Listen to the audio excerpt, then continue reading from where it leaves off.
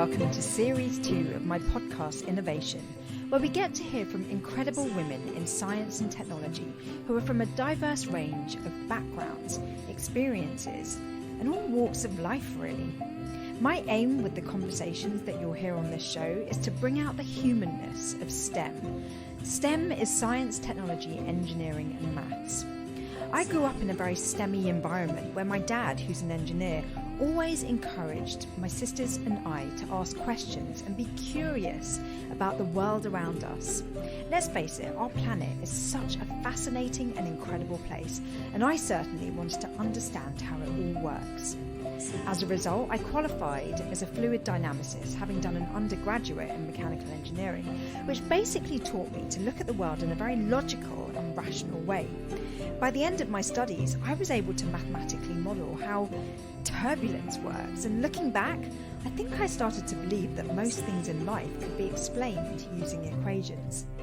It was only after I graduated from university that life itself taught me that not everything is logical or predictable.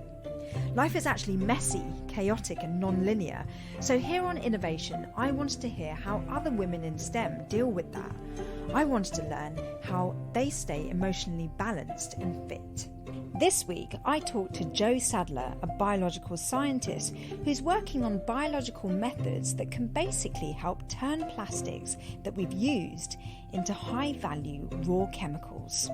So my name's Jo Sadler, and I'm a BBSRC Discovery Fellow at the University of Edinburgh, where I work in the School of Biological Sciences. My work is all focused around developing new biological methods to sustainably upcycle post-consumer plastic into higher value chemicals.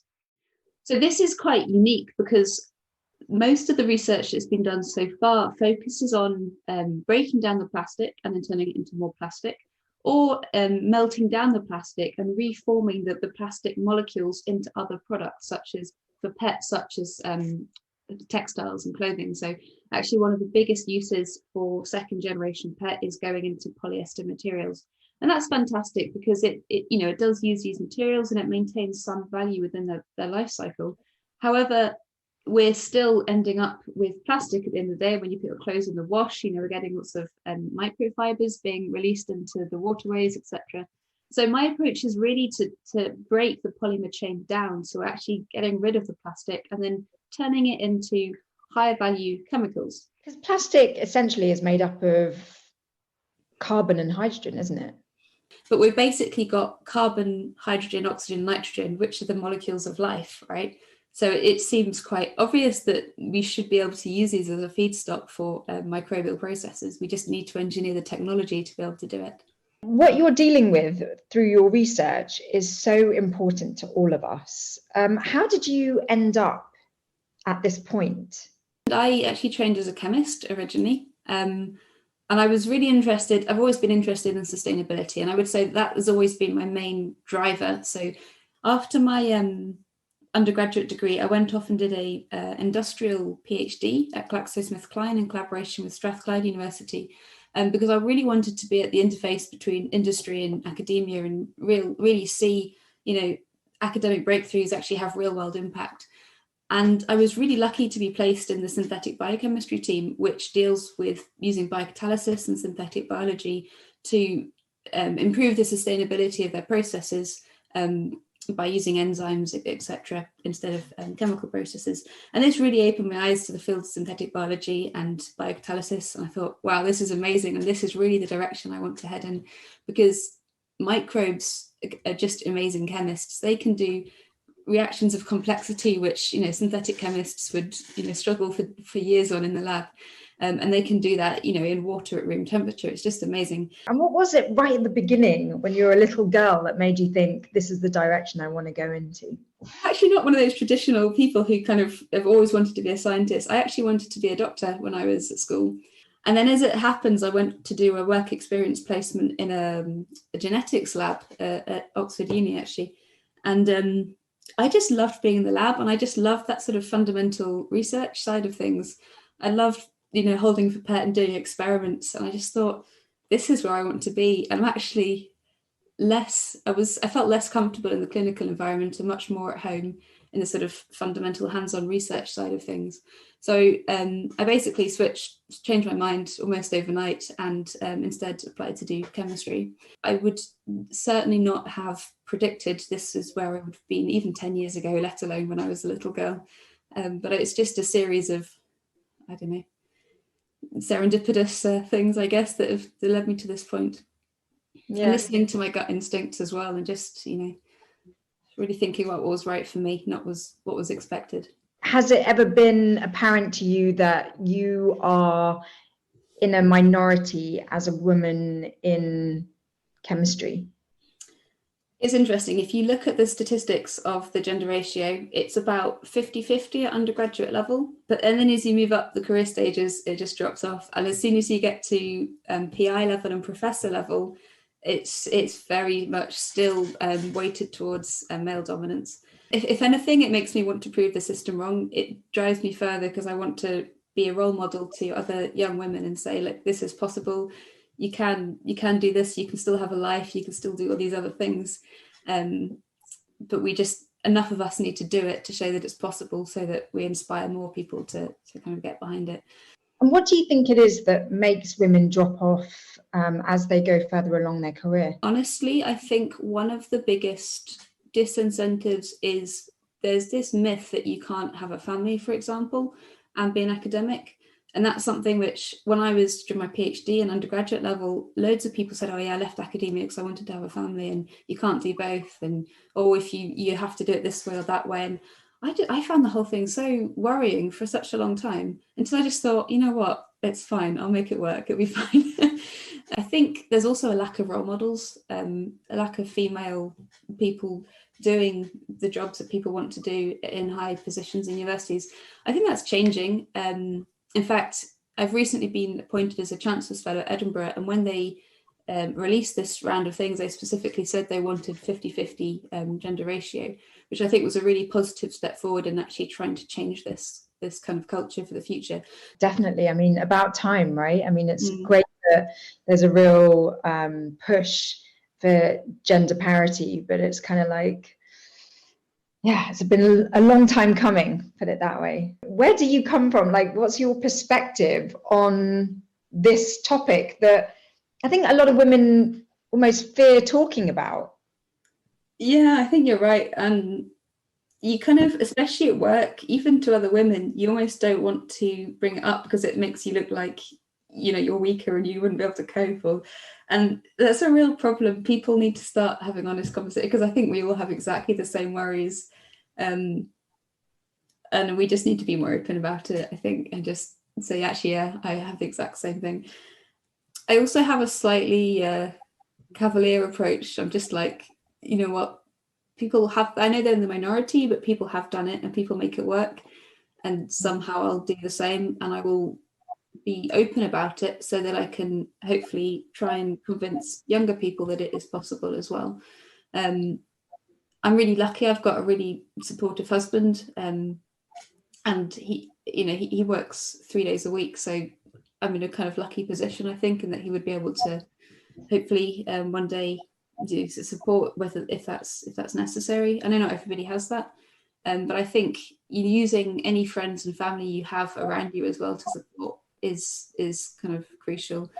And I think, I often think, well, there's going to be a huge sacrifice, because if I have kids and then I can't spend enough time with them, I'll obviously be riddled with guilt forever. But also, maybe they'd grow up to actually be proud of a parent that's, really proved the system wrong, if you like, and managed to do something which a lot of people, might have struggled to do. And maybe that could actually be an inspiration to someone. So maybe, it's worth it. You're such an expert in something. You have so much knowledge in something very specific, and it happens to be a topic that everyone feels affected by.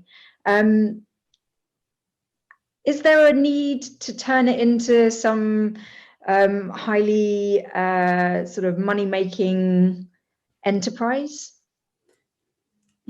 For me, no, until it would actually genuinely benefit, the world.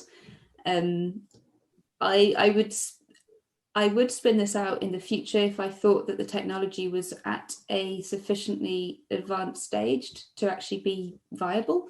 But it wouldn't be for the money. I don't think anyone goes into science for money. It would be because I think that would be how the work could have the biggest impact and actually do some good, which is why we're doing this. And what is the ultimate impact you want to have through your research? The ultimate thing for really me at the moment is to try and get across this message that plastic should not be viewed as a waste product. It should be viewed as a resource, because we can use it to obtain really valuable molecules, which would otherwise be obtained directly from petrochemicals, which are obviously running out. And we can do that through really sort of sustainable, low impact processes. And I think that's a really important message to get across, because, we're scooping out millions of tons of plastic waste from oceans and rivers at the moment. And that's fantastic. That's the first stage one of the first stages in tackling this crisis. But we then need to be able to do something with the plastic. If we bury it, that's a crazy, and that's a waste in my opinion, because, for a start, it will leach out into the local environment. And secondly, it's made of carbon, as we've discussed, and it's made of these elements which we know we can use for something more useful. So we really need to change our mindset. And I think that's really what I want to get across. And I think that what we've done so far is demonstrated that this is possible. And we now need to almost give a sort of toolbox of technologies to the community, so that we can say, look, all these things we can do. Now it's time to start scaling up and make some of this happen. What's the best piece of advice you've ever been given in your career, or from friends, family? I find this question very difficult, because there are so many wonderful people who have supported me throughout my career, and both professionally and personally as well. And every one of those has given me fantastic advice, and it really helps you just on a day-to-day basis, address some of the challenges that you face. The kind of overarching thing is to really just follow your gut instinct, and really listen to people say, oh, you maybe should do this, you should do that, but you always just kind of have this feeling of what the right thing is for you to do, and just to take other people's advice on board for sure, but to really listen to that gut instinct, because at the end of the day, it's just your career, this is your life, and you've got ownership over that, and to be driven by what really motivates you rather than what motivates other people, I think is really what's going to kind of push you through that and to drive you towards success. We live in a world where we're at risk of being very swayed by other people's opinions, what we should be doing, expectations, things like that. How do you keep yourself sort of mentally strong and fit in your own power? So I try to do things which I know will sort of almost mentally rest me from work, if you like. So, for example, in my spare time, I try to do things which will take my mind off work, just to kind of give my brain a rest. So I like to walk up hills. I like to make pots or to play the violin, whatever. But I just need to give my brain time to rest, if you like. And actually, sometimes when you're doing these things, that's when the best ideas come to you, because, you're switched off, you're not actively thinking about a problem, but you'll be like, near the top of a mountain, and suddenly you just like, oh yeah, that's how I should do this thing. And actually that's so refreshing, and it gives you so much perspective as well. And I would say also just, using your support network, your friends and family and your colleagues. People are generally, kind, and they want to support you. They want to see you succeed. And I think, actually letting people help you is also really important. So nice. What has been the most humbling experience you've ever had in your life? Oh, that's tricky. I have to say, I've been just sort of my recent experiences, I've been very humbled by the response to this recent vanillin work. I certainly did not expect the level of attention that it's received, and it's been a wonderful surprise, if you like. And I've really been humbled by just the number of people who have got in touch to say, oh, this is really cool, can we chat about it? And that's really, really gratifying, and it is humbling as well, because these are people who are experts in their fields as well, and the fact that they've taken the time to read my work and to get in contact is amazing. So I'm extremely grateful to all of them for their interest in it. What would you consider to be your superpower? Possibly, people have said before that I'm quite enthusiastic, and I think that's been an advantage in a lot of situations. So certainly when I've been presenting work, for example, especially during my PhD and postdocs, people seem to like the fact that I seemed quite enthusiastic about what I was doing. And that seems to have helped, because I think it helps to really engage people in what I've been doing. So I'd say that's probably maybe a superpower. I'm not sure. Yeah, I feel like really excited about your research just because of the way you describe it, because you just seem so passionate, like genuinely passionate about it. So I second that as your superpower. Thanks. How important have role models and mentors been for you? For me, having people who say, Jo, you can do this, you could be an academic, you are capable of this, that has made all the difference to me. That's not just been one person, that's been people who have, been involved with, old supervisors, colleagues, etc., at various stages of my career.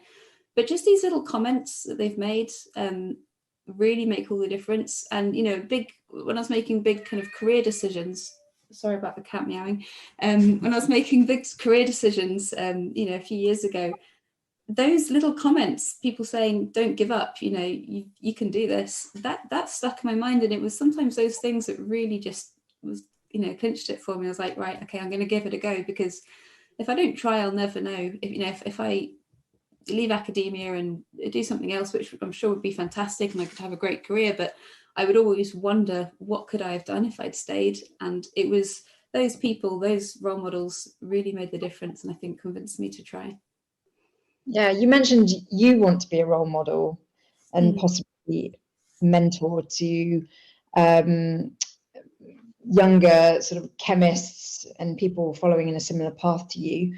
What do you think makes a good mentor? This is quite interesting, because I've actually set up an outreach program in schools, which is all based around mentoring junior colleagues and trying to get new people into science. And so, and one of the roles is actually being a mentor. And it's very much, I think, about not telling people what to do, but just sort of being a sounding board and a facilitator and guide, more of a kind of signposter, etc. To your colleagues. Everybody is different at the end of the day, and I don't think you can impose your experiences on somebody else's life, because everybody's got their own ambitions, they've got their own sort of ideal, if you like. But it's really working out what that is for each individual, and then helping them to facilitate them to get there and where they want to be. And everybody's got their own different ideas of success, for example. So figuring out what that is for each individual mentee, and then figuring out, how can I best help them to achieve this? Why do you think ED&I is important, if in fact you do think it's important, within engineering and technology? I think there's quite substantial evidence to show, good quality, scientifically researched evidence to show that equality and diversity is beneficial for innovation in both academic and industrial environments. There's been long-term studies done to actually prove this. So it's important not just on a personal level for the careers and quality of lives of a diverse group of people, but it's actually important for science. This is how we're going to make the biggest breakthroughs, is through having a diverse group of people working on a problem, because they will bring a wider range of experience to problems, be able to think more creatively, and ultimately tackle, some really pressing scientific problems. So I think it's crucial, really. And I think, I don't think we have a choice. I think it is something we have to do.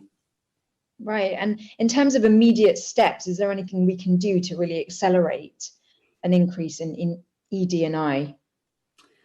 I think it's difficult to pinpoint specific actions, but I do think there needs to be a cultural shift towards what is expected of specifically, early career stage academics, and for example, making it sort of family friendly, family orientated, not expecting people to work every single weekend and all through their holidays and until 10 o'clock at night every night. because that is not sustainable for anybody. But it's also extremely, it's going to discourage people from wanting to be involved in that culture. And I don't know how we do that. It's difficult. Obviously, we're all under a lot of pressure to write grants, to write papers, to generate results. And it is a competitive environment. So I don't think there's an easy solution. But I think that's what we need to strive towards. I think also, like, I've got better at not comparing myself to my colleagues all the time. So, like, I think there's this kind of thing that, you know, you have to be as good as everybody else around, or seemingly as good as everybody else around you. You have to apply for every single grant. You have to get as big a group as you possibly can. You have to do all these things. And so, well, maybe you don't have to do that. Maybe you can, you know, have a slightly smaller group. You can still have a really rewarding research career. You don't have to apply for like every single grant. Maybe just like set yourself a cap every year, and maybe actually that's still success. And I shouldn't just compare myself to, you know, the people in the department who maybe don't have as many other commitments. Maybe you can set your own measures and your own goals, and that is still success. I'm really bad for this because I'm really conscientious, and I, in the olden days, used to care a lot about what other people thought of me. But I'm just trying to sort of kind of deal with that and just think, you know what, it doesn't matter what other people think. Okay, it matters. The people who give me a job, that matters. And the people I work with, I respect them. People don't know what's going on in your life, I think, and they have no right to judge, you know, how good you are at, how successful you are. And just to kind of not worry so much about that, and just, you know, maybe it'll be a little bit more, have a better perspective on it all, I guess. It's very grounding to hear your perspective on things, and you have such a calmness and kind of, I don't know, you're just very solid in yourself, and I find that so inspiring. It's been amazing to learn about what you do and kind of get a hint of how you tick.